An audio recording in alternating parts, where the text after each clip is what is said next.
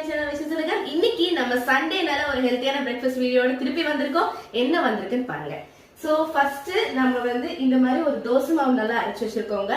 இந்த தோசை மாவு ரொம்ப ஹெல்த்தியானது. இதுல என்னென்னலாம் இருக்குன்னா கேரளா மட்டரிசி, தஞ்சாவூர் பிரவுன் ரைஸ், அதுக்கப்புறமா நம்மளோட மணிசம்பா அரிசியும் கூட. மணிசம்பா அரிசி டைஜஷனுக்கு ரொம்ப ஹெல்ப் பண்ணும், அதுவும் ரொம்ப ஃபில்லிங்காகவும் இருக்கும். பிரவுன் ரைஸும் மட்ட அரிசியும் டயபெட்டிஸையும் ப்ரெஷரையும் கண்ட்ரோல் பண்ண ரொம்ப ஹெல்ப் பண்ணுங்க.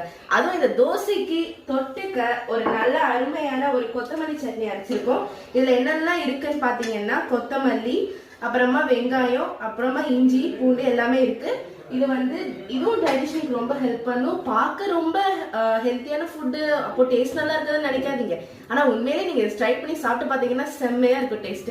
அதுக்கப்புறமா அதோட சைட்ல ஒரு ட்ரிங்க் வேணும் இல்லையா, அதுக்காக எங்க பேரண்ட்ஸ்க்கு மாதுளம்பழ ஜூஸும் எங்களுக்கும் என் சிஸ்டருக்கும் ஆப்பிள் ஜூஸும் போட போறோம். இங்கதான் நம்ம ஜூஸர் இருக்கு. ஸோ இதை நம்ம சிம்பிளா கட் பண்ணி இந்த ஜூஸருக்குள்ள போட்டா போதும். அது அந்த ஜூஸை தனியா எடுத்து கொடுத்துரும். So that's all for today's healthy breakfast. நான் உங்களை இன்னொரு வீடியோல இந்த பிரேக்ஃபாஸ்ட் செஞ்சுட்டு உங்களுக்கு காமிக்கிறேன். Bye.